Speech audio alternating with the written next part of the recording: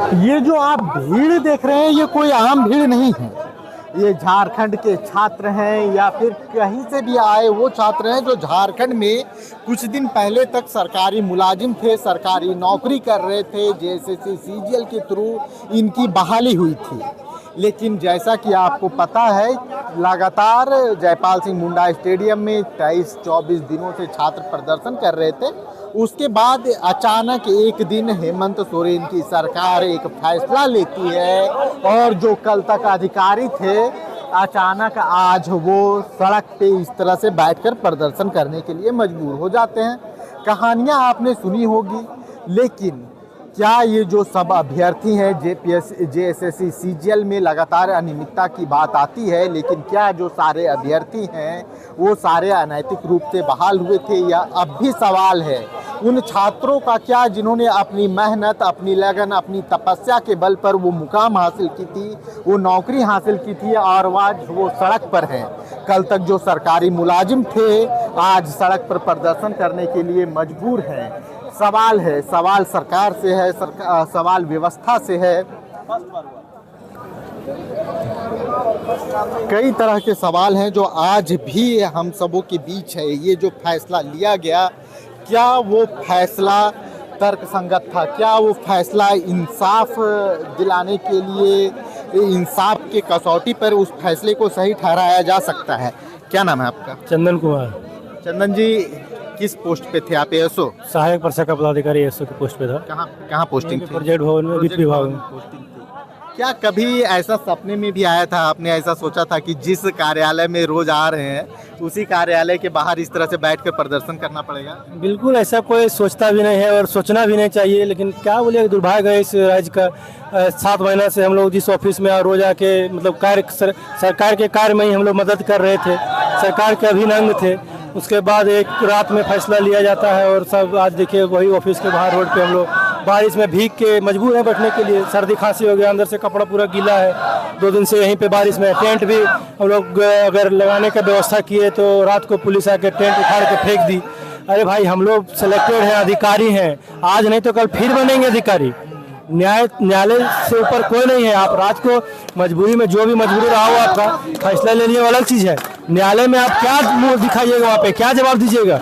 आखिर न्यायालय में आप एसआईटी रिपोर्ट खुद जमा किए थे ना जी, कि पेपर लीक का कोई साक्ष्य नहीं मिला है, तो आज रातों रात आपको कैसे साक्ष्य मिल गया? और जब मिला है तो उसको पब्लिक प्लेटफॉर्म पे लाइए कि आपको साक्ष्य मिला है, आधार है, बेस है, हम आपका नियुक्ति को रद्द कर रहे हैं। बिना ऐसे कुछ साक्ष्य कर दिए आप आए दबाव में। लड़का लोग का फाइल होने वाले लड़कों की संख्या हमेशा ज़्यादा रहेगी, क्या आप भी जानते हैं, हम भी जानते हैं। आखिर वैकेंसी हमारे यहाँ कम है, इसी में 4 लाख लोग एग्जाम दिए थे, उसमें से 2000 का सिलेक्शन होना था।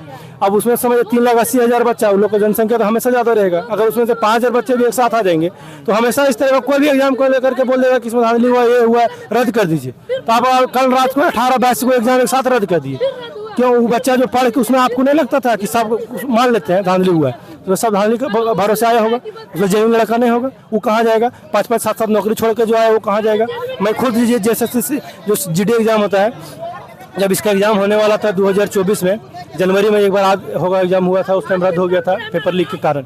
तो उस टाइम एग्ज़ाम का डेट था, तो मैंने जीडी का एग्ज़ाम निकाला, दौड़ का प्रैक्टिस रनिंग का नहीं किया कि मैं अगर रनिंग, क्योंकि उसमें रनिंग है तो फिर समय देना पड़ेगा सुबह शाम आपको, उस हिसाब से मेंटली या शारीरिक रूप से भी थक जाते हैं। तो छोड़ दिए कि नहीं, इसका रनिंग में नहीं जाएंगे क्योंकि इसका एग्ज़ाम का डेट आ गया, इसका तैयारी मेरा अच्छा है। तो एग्ज़ाम हुआ, कैंसिल हो गया। फिर जब दोबारा एग्ज़ाम हुआ, उसके बाद जब जो है यहाँ ज्वाइन किए, उसके बाद भी सिविल कोर्ट असिस्टेंट का एग्ज़ाम निकाले, जेपीसी पीटी का एग्ज़ाम निकाले हैं, वहाँ भी ज्वाइन नहीं किए हैं। इधर अब क्या करें बताए, हम लोग कहाँ जाए? हम लोग साथ न्याय कौन करेगा? क्या लगता है भीड़ तंत्र के आगे हेमंत सरकार झुक गई? बिल्कुल सरासर सही बात है, भीड़ तंत्र के आगे ही सरकार झुकी है।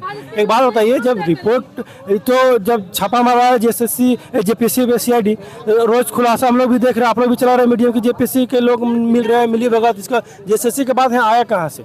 एक आया अभय तिवारी के साथ जो भी लड़के थे 20-25 को जोड़ दिया गया टाइटल देख के। से पंडित है, उसमें से पंडित है, हमारा दोस्त है वो, ठीक है, कुम्हार जाति से है वो पंडित जो लिखते हैं, उनको जोड़ दिया गया अभय तिवारी के साथ। और अभय तिवारी के साथ इतने लड़के को जो मतलब फेक नैरेटिव ऐसा चलाया गया।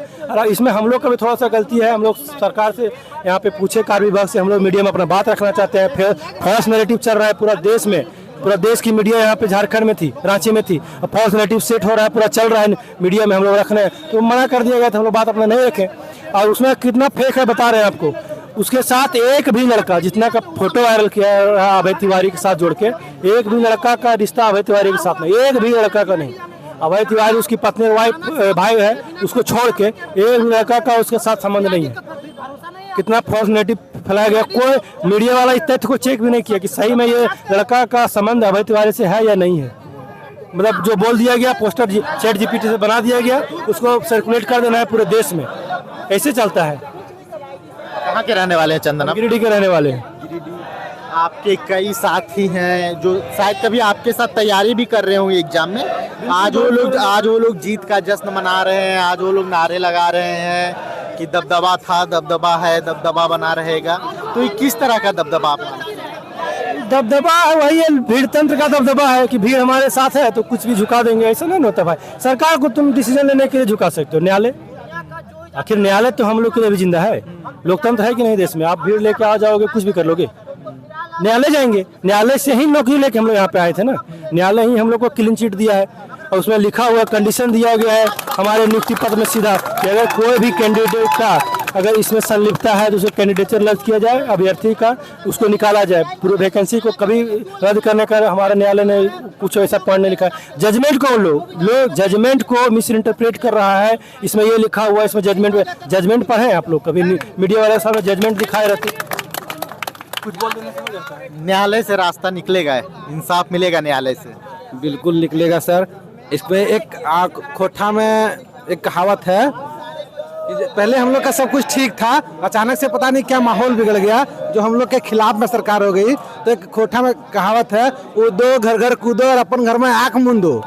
लेकिन हम लोग भी बोल देना चाहते हैं, यहाँ ना चल तो राहुल माया, यहाँ राहुल माया नहीं चलेगा। हम लोग अपना हक के लिए लड़ेंगे और लेकर रहेंगे। हम लोग साल भर लड़े हैं कोर्ट में, तब जाके हम लोग को ज्वाइनिंग मिला। और आप एक शब्द में बना करके किसी जेपीएससी सीजीएल को रद्द कर देंगे, और अगर रद्द कर देंगे तो रद्द हो जाएगा, इतना आसानी से रद्द हो जाएगा। हम लोग लड़के लिए थे और लड़के ही फिर से इसको लेंगे। हम लोग इसको इतना आसानी से छोड़ देने वाले में तो नहीं है। हम लोग हर एक तरकीब अपनाएंगे इसको लेने के लिए, क्योंकि हम लोग जेन्युइन हैं। हम लोग अपना ही मेहनत के दम पर आए हैं, किसी का रहमो करम पर नहीं आए हम लोग कि हम लोग को कोई दे दिया है। अपना मेहनत के दम पर सालों भर मेहनत किए हैं, तब इसको जाकर अपना नौकरी को प्राप्त किए। अरे वो तो लाखों लोग पढ़ेंगे ही, आप खुद समझ के देखिए। सीजीएल में लगभग 6 लाख बच्चा फॉर्म डाला, 3.5 लाख बच्चा फॉर्म दिया। अरे हुआ तो 2,000 का है ना, बाकी लोग तो अनसेलेक्टेड ही है। तो उनका क्या डिमांड रहेगा? अनसेलेक्टेड का हमेशा डिमांड रहता है कि किसी तरह रद्द हो जाए, दोबारा एग्जाम देंगे, क्या हम पता कि फिर हम घुस जाएंगे। हर बार उनका कोचिंग माफिया का यही मंशा है कि एक बार रद्द हो जाए, फिर हम टेस्ट सीरीज बेचेंगे, फिर करोड़ों रुपया कमाएंगे। लेकिन हम लोग का क्या, सरकार तो भीड़ तंत्र को देख के मतलब समझिए लोकतंत्र का रक्षक भीड़ तंत्र से डर जा रहा है। ये कैसा व्यवस्था है? लोकतंत्र का रक्षक को भीड़ तंत्र पर काबू पाना चाहिए। एक नेता तो यहाँ तक ही बोल देता है कि भीड़ तंत्र का गलत मांग भी कर रहा है तो हम लोग दे देना चाहिए। तो अगर मान लीजिए कोई भीड़ तंत्र बोल देगा कि रेप एक सही घटना है, तो आप संपूर्ण राज्य की महिला का रेप करते फिरिएगा? नहीं ना, भीड़ तंत्र के भरोसे सब कुछ नहीं छोड़ सकते। अगर जो सही डिमांड है, जैसे वहाँ कुछ छात्रों का सही डिमांड है, उनको माना जाए, बिल्कुल सही है। जो रिफॉर्म का बात है उस पर किया जाए रिफॉर्म, वैकेंसीज को हमेशा लाया जाए रेगुलरली, ये सब डिमांड सही है। लेकिन ये कहाँ है कि जो भी बच्चा गलत आया वो भी छटो, जो सही आया वो भी छटो? ये क्या तरीका है? फिर हम लोग कब करेंगे? उनका एक ये भी मंतव्य है कि आप जेन्युइन है, दोबारा नौकरी पालेंगे। कब पालेंगे? और क्या हमेशा हम हमेशा एक ही जैसा दिन होता है? कभी नॉर्मलाइजेशन में मेरा 1-2 जेपीएससी में 0.25 मार्क्स से छट गया, तो 0.25 मार्क्स से फिर तो हम छट सकते हैं दोबारा। नॉर्मलाइजेशन का प्रोसेस भी तो यहाँ भगवान भरोसे है, पता नहीं कौन कैसा नॉर्मलाइजेशन कर आए हैं, कौन सरस्वती माता ऊपर से आई है जो ऐसा नॉर्मलाइजेशन का प्रोसेस बना दिया है। किसी का दिमाग सबका हैंग हो जाता है, पता नहीं चल पाता कैसे कर दिया रे भाई। दबदबा वाली बात पे थोड़ा सा बोलना चाहेंगे। जो आप वर्ड से दबदबा था, दबदबा है, दबदबा बना रहेगा। तो कोर्ट केस जब हम लोग लड़ रहे थे तो रोज उन लोग का मीडिया में खास करके चलता था नैरेटिव कि दबदबा है, दबदबा था, दबदबा बना रहेगा। तो कोर्ट में जब हार गया तो दबदबा कहाँ चला गया पता नहीं, दुबक के सो गया जाके 6 महीने के लिए। जब देखा लड़के लोग इकट्ठे होने लगे तो जो दबदबा वाला बात बोल रहे हैं, जिसके बारे में इशारा जा रहा है उसी के पास, आप भी जान रहे हैं कौन बोला है। तो दबदबा जब था तुम्हारा तो 6 महीने कहाँ था जी? जब देखा कि भीड़ तंत्र हो गया है, भीड़ लड़के लोग कर दिए हैं, उसमें जाके तुम राजनीति रोटी फिर सेकने लगा बीजेपी के सपोर्ट से। बीजेपी तुमको ले जाकर वहाँ बैठा दिया, क्योंकि बीजेपी के नेता सारा नेता के साथ उसका फोटो है, बीजेपी के लिए कैंपेन किया है, तो जाहिर सी बात है बीजेपी का ही आदमी है। तो बीजेपी तुमको ले जाकर बैठा दिया कि चलो अभी भीड़ है, तुम अपना मांग पूरा करो। तुम यहाँ हारे हो, यहाँ पे भीड़ से जीत जाओ, न्यायालय से तुम हारे हो, न्यायालय में फिर तुम नहीं जीत पाओगे। अभी इसलिए बोल रहे हैं कि दबदबा था ना बेटा, तो दबदबा बहुत जल्द खत्म हो जाएगा, फिर दबदबा हम ही लोग का रहेगा और बना रहेगा सदाई दबदबा। इसीलिए बस कुछ दिन खुशी मना हमेशा उन लोगों का रहेगा जो अपने मेहनत पे विश्वास रखते हैं। दबदबा कभी उनका नहीं रहेगा कि जाके वहाँ लाइब्रेरी में मोबाइल चलाइएगा, वहाँ बैठ के चाय पीजिएगा, गम मारिएगा, राजनीति कीजिएगा और सोचिएगा नौकरियां लग जाए, इतना आसानी से लग जाएगा। पढ़ना पड़ता है, कलम घिसना पड़ता है लाइब्रेरी में। पेपर वन में पास नहीं कर पाया है, ये सब वहाँ जितना बैठा हुआ है ना, पेपर वन में पास नहीं किया और नौकरी चाहिए सबको। हिंदी इंग्लिश सबसे आसान विषय, उसमें नहीं पास किया, उनको नौकरी चाहिए, अधिकारी बनना। वहाँ बैठा हुआ है जो नेतागिरी कर रहा है, वहाँ पे लीड कर रहा है, उन लोगों को पूछिए तो कौन एग्जाम का पीटी निकाला है, वहाँ पे दिखाए मीडिया में कि हम 5 एग्जाम का पीटी निकाले हैं, 4 एग्जाम में सिलेक्शन हुआ है, 2 एग्जाम में थोड़ा सा के लिए छट गए। पूछिए जाके, वो दिखा पाएगा क्या? सिर्फ एडमिट कार्ड ही दिखा पाएगा, उसके अलावा कुछ नहीं दिखा पाएगा। सिर्फ लोग हमेशा एडमिट कार्ड ही दिखाते हैं।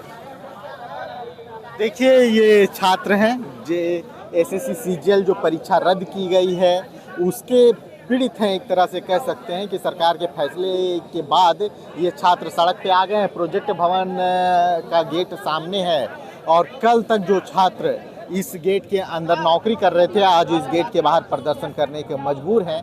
इस तरह के फैसले को आप विडंबना कहें, दुर्भाग्य कहें, जो भी कहें, पर छात्र आज इंसाफ की लड़ाई लड़ रहे हैं और इनकी पूरी उम्मीद है कि न्यायालय से इन्हें इंसाफ मिलेगा।